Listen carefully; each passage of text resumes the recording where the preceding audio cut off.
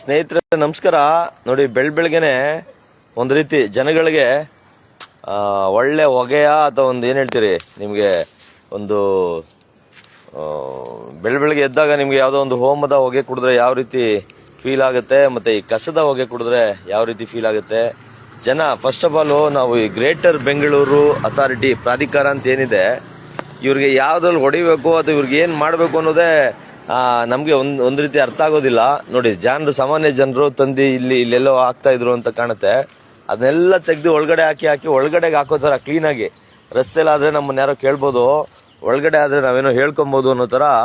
ನೋಡಿ ಇಲ್ಲಿ ಈ ಮೂಲೆಯಲ್ಲಿ ನೋಡಿ ತೋರಿಸ್ತೀನಿ, ಇಲ್ಲಿ ಹಾಕೋ ಕಸವನ್ನ, ಇಲ್ಲಿ ಹಾಕಿರೋ ಕಸನ ಒಳಗಡೆಗೆ ಕ್ಲೀನ್ ಆಗಿ ಒಳಗಡೆಗೆ ತೆಗೆದು ಹಾಕ್ಬಿಟ್ಟು ಸ್ವತಃ GBA ಇವರು ಯಾರೋ ಪೌರ ಕಾರ್ಮಿಕರು ಅಥವಾ ಯಾರು ಇಲ್ಲಿ ಬರ್ತಾರೆ ಅವರು ಬೆಂಕಿ ಹಾಕ್ತಾ ಇದ್ದಾರೆ. ನೋಡಿ ಪೂರ್ತಿ ಒಳಗಡೆ ಹಾಕೋ, ಯಾರಪ್ಪಂದೋ ಯಾರ್ದೋ ಇದು ಸೈಟು, ಅವನು ಯಾರು ಪಾಪ ಅವರೆಲ್ಲೋ ಇರ್ತಾರೆ, ಅದು ಕೇಳಕ್ಕೆ ಬರಲ್ಲ ಅನ್ನೋದು ಗೊತ್ತಿದೆ. ಇದನ್ನ ತೆಗೆದು ಒಳಗಡೆ ಹಾಕ್ಬಿಟ್ಟು ಬೆಂಕಿ ಹಾಕ್ಬಿಡೋದು. ಇವ್ರ ಯೋಗ್ಯತೆಗೆ ಬರೀ ಕಸ ನಿರ್ವಹಣೆ ಮಾಡ್ಲಿಕ್ಕೆ ಆಗ್ಲಿಲ್ಲ ಅಂದ್ರೆ ಬೆಂಗಳೂರಿನ ಗ್ರೇಟ್ ಹೆಂಗ್ರಿ ಮಾಡ್ತಾರೆ ಇವರು. ನಾಚಿಕೆ ಮಾನ ಮರ್ಯಾದೆ ಇಲ್ಲಿ ನಾವು ಸಾಕಷ್ಟು ದೂರುಗಳನ್ನ ನೇರವಾಗಿ ಮುಂಚೆ ಇದ್ದಾಗ ಈಗ ಎಲ್ಲವೂ ಪ್ರತಿ ಬಾರಿ ಹೇಳ್ತಾ ಇದೀವಿ. ಇವ್ರಿಗೇನು ಒಂದು ಬರೀ ಒಂದು ಕಸಕ್ಕೆ ಅಂತಾನೆ ಎಕ್ಸ್ಟ್ರಾ ಈಗ ಚಾರ್ಜಸ್ ನ ಇದು ಮಾಡ್ತಾ ಇದಾರೆ. ಇಷ್ಟೆಲ್ಲ ಮಾಡಿದ್ರು ಜನ, ಇಷ್ಟೆಲ್ಲ ತೆರಿಗೆ ಕಟ್ಟಿ ಇಷ್ಟೆಲ್ಲ ಇದು ಮಾಡಿದ್ರು ಇದು ನೋಡಿ ಕಸನ ಇವ್ರು ಹಂಗೆ ಬಿಟ್ರು ಒಂಥರ ಇಲ್ಲೆಲ್ಲ ಒಂದ್ ಕಡೆ ಗುಡ್ಡೆ ಹಾಕ್ಬಿಟ್ಟು ಬೇಕಾದಾಗ ಒಂದ್ಸಲ ತಗೊಂಡೋದ್ರು ಒಂದ್ ರೀತಿ ಒಳ್ಳೇದು. ಆದ್ರೆ ಈ ತರ ಬೆಂಕಿ ಹಾಕಿ ಇಡೀ ಇವಾಗ್ಲೇ ಜನ ಸಾಯ್ತಾ ಇದಾರೆ. ಜನರು ಅಸ್ತಮ ಬಂದು ಇನ್ನೊಂದು ಮತ್ತೊಂದು ಕಾಯಿಲೆಗೆ ಒಳಗಾಗಿ ಜನರು ಸಾಯ್ತಾ ಇದಾರೆ.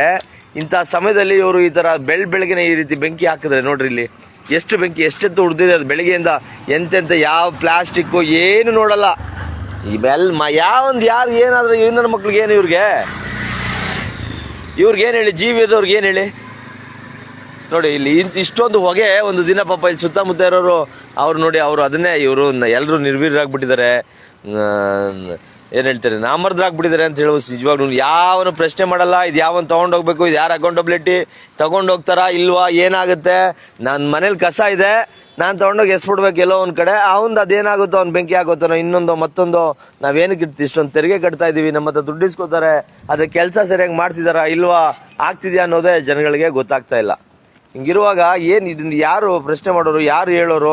ಇದಕ್ಕೆ ಕೋರ್ಟ್ಗಳು ಉಗಿತಾ ಇದೆ, ಎಲ್ಲ ಉಗಿತಾ ಇದೆ. ಸರ್ಕಾರಗಳಿಗೆ ಮತ್ತೆ ಈ ವ್ಯವಸ್ಥೆಗೆ ಸಂಪೂರ್ಣವಾಗಿ ಜವಾಬ್ದಾರಿನೇ ಇಲ್ಲ. ಯಾಕೆ ಯಾರು ಕೇಳಲ್ಲ, ನಮ್ಮನ್ನ ಯಾರು ಪ್ರಶ್ನೆ ಮಾಡ್ತಾರೆ? ಯಾರಿಗೇನಾದ್ರೆ ನಮ್ಗೇನು, ನಾವು ಕೋಟಿಗಳನ್ನ ಇದಕ್ಕೆ ಬರುವಂತ ತೆರಿಗೆ ಹಣನ ನಾವು ನುಂಗಿ ನಾವು ಸೇಫ್ ಆಗಿ ನಾವು ಬೇರೆ ದೇಶಗಳಲ್ಲೋ ಇನ್ನೆಲ್ಲೋ ದುಡ್ಡು ಮಾಡ್ಕೊಂಡು ಇನ್ಯಾವುದೋ ಸುರಕ್ಷಿತ ಸ್ಥಳದಲ್ಲಿ ಸೆಟ್ಲ್ ಆದ್ರೆ ಆಯ್ತು. ಯಾವನೇನಾದ್ರು ನೋಡಿ ಇಲ್ಲಿ ಅದೊಂದು ಸಂಪೂರ್ಣವಾಗಿ ಅದರಿಂದ ಎಷ್ಟು ಕಪ್ಪು ಹೊಗೆ ನೋಡಿ, ಎಷ್ಟು ಹೊಗೆ ಬರ್ತಾ ಇದೆ. ಇದು ಪ್ರಕೃತಿಗೆ ಒಂದು ದಿನಕ್ಕೆ ಈ ತರ ಸಾವಿರಾರು ಕಡೆ ಇಷ್ಟು ಹೊಗೆ ಇದು ಪ್ರೊಡ್ಯೂಸ್ ಆದ್ರೆ ಈ ನಮ್ಮ ಸಮಾಜ, ಇಡೀ ವ್ಯವಸ್ಥೆ, ಪರಿಸರ ಏನಾಗುತ್ತೆ ಅನ್ನೋ ಒಂದು ಸ್ವಲ್ಪ ಕಾಳಜಿ ಅಥವಾ ಒಂದು ಸ್ವಲ್ಪ ಯಾರಾದ್ರೂ ದಯವಿಟ್ಟು ರಿಸರ್ಚ್ ಮಾಡಿ. ಒಂದಿಷ್ಟು ಹೊಗೆ ಎಷ್ಟು ಇಂಗಾಲ ಡೈಆಕ್ಸೈಡ್ ನ ನಾನು ನಿಂತ್ಕೊಳ್ಳಂದ್ರೆ ನನಗೆ ಉಸಿರಾಡಕ್ ಆಗ್ತಾ ಇಲ್ಲ. ಎಷ್ಟು ಇಂಗಾಲದ ಡೈಆಕ್ಸೈಡ್ ನ ಇದೆಲ್ಲ ಹೊರಸೂಸುತ್ತೆ. ಇದು ಎಷ್ಟು ಪರಿಸರಕ್ಕೆ ಹಾನಿಕಾರಕ. ಇದರಿಂದ ಮುಂದಿನ ಮಕ್ಕಳಿಗೆ, ಮುಂದಿನ ಪೀಳಿಗೆ ಇದು ಹೆಂಗಾಗುತ್ತೆ, ಇದಕ್ಕೆಲ್ಲ ಡೆಲ್ಲಿಲಿ ಬೇರೆ ಕಡೆ ಏನಾಗ್ತಾ ಇದೆ ಈ ತರದ್ದು ನಮ್ಮ ಕಣ್ಣು ಮುಂದೆನೆ ಒಂದಿಷ್ಟು ನಿದರ್ಶನಗಳು ಇರ್ಬೇಕಾದ್ರೆ ನಾವು ಇದನ್ನ ಸರಿ ಮಾಡ್ಲಿಲ್ಲ, ಇದನ್ನ ತಡಿಲಿಲ್ಲ, ಇದನ್ನ ಪ್ರಶ್ನೆ ಮಾಡ್ಲಿಲ್ಲ ಅಂತಂದ್ರೆ ಯಾರು ಸರಿ ಹೋಗ್ತಾರೆ? ಇದು ವ್ಯವಸ್ಥೆ ಹೆಂಗೆ ಸರಿ ಹೋಗೋದು ಹೆಂಗೆ ನೋಡಿ. ಯಾರ್ದೋ ಸೈಟು ಹಾಕ್ಬಿಟ್ರು, ತುಂಬಿದ್ರು, ಬೆಂಕಿ ಹಾಕಿದ್ರು, ಹೋದ್ರು. ಇಲ್ಲಾಂದ್ರೆ ಇದನ್ನ ಅವ್ರು ಎತ್ಕೊಂಡು ಹೋಗ್ಬೇಕಾಗತ್ತಲ್ಲ. ಎತ್ಕೊಂಡು ಹೋಗೋದು ಅದೆಲ್ಲ ಕಷ್ಟ ಅಲ್ವಾ? ಯಾಕೆ ನಾವು ಕಷ್ಟ ಯಾಕೆ ತಗೋಬೇಕು? ಬರೀ ಸುಖ ಸಂಬಳ ತಗೋಣ, ದುಡ್ಡು ತಗೋಣ, ಇಲ್ಲೇನಾಗ್ಬೇಕು ಅದಾಗ್ಲಿ. ಮತ್ತೆ ಅದು ಇನ್ನೂ ಇದು ಪೌರ ಕಾರ್ಮಿಕರದ್ದು ಸಮಸ್ಯೆ ಅಲ್ಲ ಪಾಪ. ಅವರು ಎಷ್ಟೋ ಒಂದು ಜಾಗಕ್ಕೆ ಬರೀ ಒಬ್ರಿಬ್ರು 3 ಜನ ಪೌರ ಕಾರ್ಮಿಕರನ್ನ, ಒಂದು 5-10 ಜನರನ್ನ ಹಾಕಿದ್ದಾರೆ. ಅವರು ಏನ್ ಮಾಡ್ತಾರೆ? ನಿಜವಾಗ್ಲೂ ಮಾಡ್ಬೇಕಾಗಿರೋದು ಗ್ರೇಟರ್ ಬೆಂಗಳೂರನ್ನ ಗ್ರೇಟ್ ಮಾಡ್ಬೇಕು ಅಂದ್ರೆ ಈ ತರದ್ನೆಲ್ಲ ತಿದ್ಕೋಬೇಕು. ಈ ತರ ಬೆಂಕಿ ಹಾಕಿ ತನ್ನ ಜವಾಬ್ದಾರಿಯಿಂದ ತಪ್ಪಿಸ್ಕೊಂಡು ಯೋಗ್ಯತೆ ಮಹೇಶ್ವರ ರಾವ್ ಅವ್ರಿಗೆ ನಾಚಿಕೆ ಮಾನ ಮರ್ಯಾದೆ ಏನಿದ್ರೆ ಈ ತರದ್ನೆಲ್ಲ ಮೊದಲು ಕಸ ರೀ ಅದಕ್ಕೆ ಸಪ್ರೇಟ್ ಒಂದು ಇದನ್ನೇ ತಗೋತೀರಾ. ಒಂದು ಕಸ ರೆಡಿ ಸರಿಯಾಗಿ ನೀವು ನಿರ್ವಹಣೆ ಮಾಡ್ಲಿಕ್ಕಾಗ್ಲಿಲ್ಲ ಅಂದ್ರೆ ಹೆಂಗ್ರಿ ಮಾಡ್ತೀರಾ ಬೆಂಗಳೂರಿನ ಗ್ರೇಟ್ ಆಗಿ? ನೀವು ಹೆಂಗೆ ಗ್ರೇಟ್ ಮಾಡ್ತೀರಾ ಬೆಂಗಳೂರಿನ? ನಿಜವಾಗ್ಲೂ ನಾಚಿಕೆ ಆಗಬೇಕು ನಿಮ್ಗೆ ಮಹೇಶ್ವರ ಅವರೇ. ಸೊ ಇಷ್ಟು ಹೇಳ್ತಾ ನೋಡಿ, ಇಲ್ಲಿ ಎಷ್ಟು ಹೊಟ್ಟೆ ಉರಿತಲ್ರಿ. ನೋಡ್ರಿ ಇಲ್ಲಿ ಇಷ್ಟು ಹೊಗೆ ಬಂದ್ರೆ ಒಂದ್ಸಲಕ್ಕೆ ಹೋದ್ರೆ ಏನೆಲ್ಲ ಆಗುತ್ತೆ ಪ್ರಕೃತಿ ಗೊತ್ತಲ್ಲ. ಇವ್ರೇನ್ ಒಂದು ಸ್ವಲ್ಪನೂ ಜವಾಬ್ದಾರಿ ಇಲ್ವಲ್ರಿ, ಜನರ ಮೇಲೆ ಕಾಳಜಿನೇ ಇಲ್ವಲ್ಲ, ಕರುಣೆನೇ ಇಲ್ವಲ್ಲ. ಏನ್ ಆಡಳಿತ ನಡೆಸ್ತೀರಾ ನೀವೆಲ್ಲ? ಇನ್ನ ಈ ಸರ್ಕಾರಗಳು DK ಶಿವಕುಮಾರ್ ಅವ್ರಿಗೆ ಕಾಲ್ಗೆ ಅಡ್ಡ ಬಿದ್ರು ಉದ್ದುದ ಬಿದ್ರು ಏನ್ ಹೇಳ್ತೀರಾ? ಅದೇನು ಕಮ್ಮಿನೇ ಅವ್ರಿಗೆ ಪಾಪ. ಇದು ನಮ್ಮ ಸಮಾಜದ ವ್ಯವಸ್ಥೆ ಸ್ನೇಹಿತರೆ. ನೋಡಿ, ನಿಮ್ಮ ಸುತ್ತಮುತ್ತ ಈ ಥರದ್ದು ಇರುತ್ತೆ. ದಯಮಾಡಿ ಪ್ರಶ್ನೆ ಮಾಡಿ. ಇಂಥ ಎಲ್ಲ ಈ ವಿಷಯಗಳನ್ನು ಇದು ಮಾಡೋದಕ್ಕೆ, ಪ್ರಶ್ನೆ ಮಾಡೋದಕ್ಕೆ, ಸರಿ ಮಾಡೋದಕ್ಕೆ KRS ಪಕ್ಷ ಹೋರಾಟ ಮಾಡ್ತಾ ಇದೆ ನಿರಂತರವಾಗಿ, ಸತತವಾಗಿ. ಹಾಗಾಗಿ ನೀವು ನಮ್ಮ ಜೊತೆ ಕೈ ಜೋಡಿಸಿ ಈ ರಾಜಕೀಯ ಮಹಾಕ್ರಾಂತಿಯಲ್ಲಿ ಸಹಭಾಗಿತ್ವ ವಹಿಸಿ ಅಂತ ಹೇಳ್ತಾ, ಇದನ್ನ ಇಲ್ಲಿ ಸಂಬಂಧಪಟ್ಟವ್ರ ಗಮನಕ್ಕೆ ತಂದು ಏನು ಮಾಡ್ಬೋದು, ಏನು ಇಲ್ಲ ಅಂದರೆ ನಾನು ತುಂಬ ಸಲ ತಂದಿದ್ದೀನಿ. ಅವರು ನಮ್ಗೆ ಇಲ್ಲಿ ನಾವು ಹಳ್ಳು ಹೊತ್ಕೋತಾರೆ ಎಲ್ಲರೂ. ಇಲ್ಲಿ ಕೆಳಗಡೆ ಪೌರ ಕಾರ್ಮಿಕರಿಂದ ಕಮಿಷನ್ ತರ್ಕೊಂಡು ಅವ್ರವ್ರದ್ದು ಒಂದೊಂದು ಕತೆ. ಏನು ಜನ ಇಲ್ಲ, ನಮ್ದು ಇಷ್ಟೇ ಗಾಡಿ ಇದೆ, ನಮ್ಗೆ ಇಷ್ಟೇ ಕೊಟ್ಟಿದ್ದಾರೆ, ನಮ್ಗೆ ಹಿಂಗೆ ಇದೆ ಹಂಗೆ ಇದೆ, ಈ ಥರದ್ದು. ನೋಡಿ ಇಲ್ಲಿ ಇವ್ರು ಯಾರೋ ಅಣ್ಣ ಒಂದು ಪೂರ್ತಿ ಒಂದು ಮೂಟೆ ತಂದಿದ್ದಾನೆ. ಮತ್ತು ಇದು ಏನಂದರೆ ಇದೆಲ್ಲ ಪೂರ್ತಿ ಸಂಪೂರ್ಣವಾಗಿ ಹಿಂದಿ ಭಾಷಿಕರು, ಪರಭಾಷಿಕರೇ ವಾಸ ಮಾಡ್ತಿರೋಂಥ ಜಾಗ ಇದು. ಆ ಕಾರಣಕ್ಕೆ ಇಲ್ಲಿ ಯಾರು ಹೇಳೋರು ಕೇಳೋರು ಯಾರು ಇರಲ್ಲ. ನೋಡಿ ಇಲ್ಲಿ ಒಂದೊಂದು ಮೂಟೆ ತಂದ್ಬಿಡೋದು. ಇವ್ರು ಇಲ್ಲಿ ಹಾಕಿ ಇಲ್ಲಿ ಹಾಕಿ ಹೋಗ್ತಾನೆ. ನಾವು ಇನ್ಯಾರು ಇಲ್ಲಿ ಒಬ್ರನ್ನ ಮಾರ್ಷಲ್ನ ನೀನು ಇಲ್ಲಿಗೆ ಹಾಕಿ ಅಲ್ಲಿ ಕೇಳೋದು ಅಥವಾ ಇದನ್ನ ಹಾಕ್ಬಾರ್ದು ಅನ್ನೋದು ಇನ್ನೊಂದೋ ಮತ್ತೊಂದೋ ಯಾರು ಮಾಡ್ತಾ ಇಲ್ಲ. ನೋಡಿ ಇವನು ಇಲ್ಲಿ ಹಾಕ್ಬಿಟ್ಟು ಹೋಗ್ತಾ ಇದ್ದಾನೆ ಆರಾಮಾಗಿ ಹೊರಟ. ಭಯ್ಯ ಗಾಡಿ ನೈ ಆತ ಹೈ तुम्हारा घर का बाजू? नहीं आता भैया, कन्नड़ा नहीं आता है तुमको? कन्नड़ा भी नहीं आता?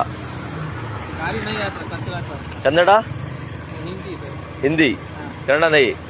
मैं कन्नड़ी का इधर ही वाला, क्या करना मैं? हिंदी बोलना. ओके भैया, सॉरी. कितना साल हो गया इधर आके? 4 years हो गया. कन्नड़ में कोई ಏನು ಬರಲ್ಲ, ಸ್ವಲ್ಪನೂ ಬರಲ್ಲ ಕನ್ನಡದಲ್ಲಿ? हाँ सुपर. क्या नाम है तुम्हारा? ಸೂಪರ್. ನಾನು ನಿಜವಾಗ್ಲೂ ನಾನಿರೋ ಜಾಗದಲ್ಲಿ ಇವನಾದ್ರೆ ಒಂದು ಸ್ವಲ್ಪ ಸಾಫ್ಟಾಗಿ ಹೇಳ್ದ ಹಿಂದಿ ಅಂತ. ಬೇರೆಯವರು ಹಿಂದಿ ಬಾತ್ಕರ್ ಅಂತಾರೆ. ಆ ಥರದ್ದು ಸಿಚುವೇಶನ್ ಪರಿಸ್ಥಿತಿ ಅದಿರಲಿ, ಅದು ವಿಷಯ ಅಂತ ಆಗೋದು ಬೇಡ. ನಮ್ಮ ಕರ್ಮ, ಏನು ಮಾಡೋಕ್ಕಾಗಲ್ಲ. ನೋಡಿ ಇಂಥವ್ರು ಏನನ್ನು ಪ್ರಶ್ನೆ ಮಾಡ್ತಾರೆ, ಯಾರನ್ನು ಪ್ರಶ್ನೆ ಮಾಡ್ತಾರೆ. ಗಾಡಿ ನೈ ಆತ ಭಯ್ಯ? नहीं आता या किधर रहे हो तुम? किधर हो तुम? किधर? थर्ड क्लास में. गाड़ी नहीं आता? कच्चा का गाड़ी? ಸೂಪರ್. ಅವನು ಹೇಳ್ತಾ ಇದ್ದಾನೆ ಇದು ಕಚಡ ಗಾಡಿ ಬರಲ್ಲ, ಅದಕ್ಕೆ ನಾವು ತಂದು ಇಲ್ಲಿ ಇಟ್ಬಿಡ್ತೀವಿ ಅಂತ. ಇದು ಸಮಸ್ಯೆ. ನಾನಿರೋ ಕಡೆಗೂ 3 ದಿನಕ್ಕೂ 6 ದಿನಕ್ಕೂ ಬರುತ್ತೆ ಗಾಡಿ, ಒಂದೊಂದು ಗಾಡಿ. ಅಲ್ಲಿ ತನಕ ಯಾರು ಕಸ ಇಟ್ಕೊಂಡು ಕಾಯ್ತಾರೆ? ಅದು ಸಮಸ್ಯೆನೇ. ಅಟ್ಲೀಸ್ಟ್ ಇವರು ಈ ಥರ ಮುಂಚೆ ಒಂದು ಕಡೆ ಇತ್ತು ಏರಿಯಾದ ಯಾವುದೋ ಒಂದು ಭಾಗದಲ್ಲಿ ಕಸದ ಇದನ್ನ ಇರಿಸಿರೋರು, ಅಲ್ಲಿಂದ ಅವರು ಇದು ಮಾಡ್ಕೊಂಡು ಹೋಗೋರು. ಆದರೆ ಈಗ ಆ ಥರದ್ದನ್ನು ಮಾಡಿಲ್ಲ. ಈಗ ಇವರು ದುಡ್ಡು ವಸೂಲಿ ಮಾಡೋಕ್ಕೋ ಇಲ್ಲ ಇವ್ರು ದುಡ್ಡು ಮಾಡೋದಕ್ಕೋ ಜನಗಳಿಗೆ ಮನೆಗೆ ಬಂದ್ಬಿಡ್ತೀವಿ, ಕಸ ಎತ್ಬಿಡ್ತೀವಿ, ಸ್ವಚ್ಛ ಬೆಂಗಳೂರು ಹಂಗೆ ಮಾಡ್ತೀವಿ ಹಿಂಗೆ ಮಾಡ್ತೀವಿ ಅಂತ ಇದ್ದಿದ್ದ ಸುಂದರ ಬೆಂಗಳೂರನ್ನು ಹಾಳು ಮಾಡಿ ಎಕ್ಕುಡಿಸ್ತಾ ಇದ್ದಾರೆ. ಇವರು ನಾಚಿಕೆ ಮಾನ ಮರ್ಯಾದಿಲ್ಲ ಅಯೋಗ್ಯ ಅಧಿಕಾರಿಗಳು ಅಂತ ಹೇಳ್ತಾ ಇದನ್ನ ಇವತ್ತು ಇನ್ನೇನು ಮಾಡೋಕ್ಕೆ ಆಗದಿರುವಂಥ ಸ್ಥಿತಿಲಿ ನಾವಿದ್ದೀವಿ. ಹಂಗಾಗಿ ಇದನ್ನ ಯಾವ ರೀತಿ ಹೋರಾಡಬೇಕು, ಯಾವ ರೀತಿ ವಿರೋಧಿಸಬೇಕು, ಇದನ್ನ ಸರಿ ಮಾಡೋ ರೀತಿ ಯಾವುದು ಅನ್ನೋದೇ ಒಂದು ರೀತಿ ನಮಗೆ ಉತ್ತರ ಸಿಗದ ಪ್ರಶ್ನೆ ಆಗ್ಬಿಟ್ಟಿದೆ. ಈಗ ಅದನ್ನ ನೋಡೋಣ. ಈಗ ಇಲ್ಲಿಯ ಯಾರು ಅಧಿಕಾರಿಗಳು, ಅದರಲ್ಲೂ ಈಗಿದ್ದ ಅಧಿಕಾರಿ 3 ತಿಂಗಳಿಗಿರಲ್ಲ, ನಾನಿಲ್ಲ ಅಂತಾರೆ, ಅವ್ರಿಲ್ಲ ಅಂತಾರೆ, ನಂಬರ್ಸ್ ಚೇಂಜ್ ಆಗಿರುತ್ತೆ. ಯಾರ್ಯಾರಿಗೋ ಫೋನ್ ಮಾಡಿಕೊಂಡು ಅವ್ರನ್ನ ಇಲ್ಲಿ ಕರೆಸಿ ಮಾಡೋ ಅಷ್ಟೊತ್ತಿಗೆ ನಮ್ಮ ಅರ್ಧ ದಿನ ಹಾಳಾಗಿ ಹೋಗ್ಬಿಟ್ಟಿರುತ್ತೆ. ಸೊ ಈ ಥರದ್ದು ಒಂಥರ ಏನೋ ಪರಿಹಾರವೇ ಇಲ್ಲಂತ ಸ್ಥಿತಿಗೆ ಇದನ್ನ ಈ ವ್ಯವಸ್ಥೆನ ಇದು ಮಾಡ್ಬಿಟ್ಟಿದ್ದಾರೆ. ಇವ್ರ ಯೋಗ್ಯತೆಗೆ ಅದನ್ನೇ ಹೇಳ್ತಾ ಇಲ್ವಾ, ಸಾವಿರಾರು ಜನರು, ಲಕ್ಷಾಂತರ ಜನರು ನಿರುದ್ಯೋಗಿಗಳಿದ್ದಾರೆ. ಆದರೆ ಅವ್ರಿಗೆ ಉದ್ಯೋಗ ಕೊಡುವಂಥ ಯೋಗ್ಯತೆ ಸರ್ಕಾರಗಳಿಗಿಲ್ಲ. ಹಂಗಾಗಿ ನೀವೇ ಯೋಚನೆ ಮಾಡಬೇಕು, ನಾವು ಯಾರಿಗೆ ಓಟ್ ಹಾಕ್ತಾ ಇದೀವಿ, ಯಾರಿಗೆ ಓಟ್ ಹಾಕಬೇಕು, ಯಾಕೆ ಮಾಡಬೇಕು ಒಳ್ಳೆಯವ್ರಿಗೆ, ಇದನ್ನೆಲ್ಲ ಈಗಲಾದರೂ ಪ್ರಜ್ಞಾವಂತರಾದಂಥ ನೀವು ಯೋಚನೆ ಮಾಡಿದ್ರೆ ಜನರು ಮುಂದಿನ ದಿನಗಳಲ್ಲಿ ಈ ವ್ಯವಸ್ಥೆ ಇದು ಎಲ್ಲ ನಮ್ಮ ಸಮಾಜ ಬದಲಾಗುತ್ತೆ ಹೊರತಾಗಿ ಹಣಕ್ಕೋ ಹೆಂಡಕ್ಕೋ ಇನ್ಯಾವುದೋ ಆಮಿಷಗಳಿಗೆ ನಿಮ್ಮನ್ನು ನೀವು ಮಾರ್ಕೊಂಡ್ರೆ, ಇದೇ ಕಳ್ಳರಿಗೆ ಕದೀಮ್ರಿಗೆ ನನ್ನ ಗೌಡ ನಾನು ಅವನು ನಾನು ಇವನು ಅಂತ ಮತ ಹಾಕಿದ್ರೆ ನೀವು ಇಡೀ ಜೀವನ ಇನ್ನು ಮುಂದೆ ನಿಮ್ಮ ಮಕ್ಕಳು ಕೂಡ ಇದೇ ರೀತಿ ನಿಮ್ಮ ಥರನೇ ಏನು ಹೇಳ್ತಾರೆ ಯಾರ್ದೋ ಹಿಂಬಾಲಕರಾಗೋ ಅಥವಾ ಆಳುಗಳ ರೀತಿ ಈ ಥರ ಶೋಷಣೆ ಒಳಗಡೆ ಬದುಕಬೇಕಾಗುತ್ತೆ. ಹಂಗಾಗಿ ದಯವಿಟ್ಟು ಬದಲಾಗಿ ನಮ್ಮ ಜೊತೆ ಕರ್ನಾಟಕ ರಾಷ್ಟ್ರ ಸಮಿತಿ ಪಕ್ಷ ನಿರಂತರವಾಗಿ ಎಲ್ಲ ಹೋರಾಟಗಳನ್ನು ಇದನ್ನೆಲ್ಲ ಅವ್ಯವಸ್ಥೆನ ಸರಿ ಮಾಡಬೇಕು ಅಂತ ಹೋರಾಡ್ತಿದೆ. ನಮ್ಮ ಜೊತೆ ಸಹಭಾಗಿತ್ವ ವಹಿಸಿ ಕೈ ಜೋಡಿಸಿ ಪಕ್ಷದ ಸದಸ್ಯತ್ವ ತಗೊಂಡು ಮುಂದೆ ಬನ್ನಿ, ಪ್ರಶ್ನೆ ಮಾಡೋದನ್ನು ಕಲೀರಿ ಅಂತ ಹೇಳ್ತಾ ಈ ನನ್ನ ಲೈವ್ ಎಂಡ್ ಮಾಡ್ತಿದ್ದೀನಿ. ನಮಸ್ಕಾರ.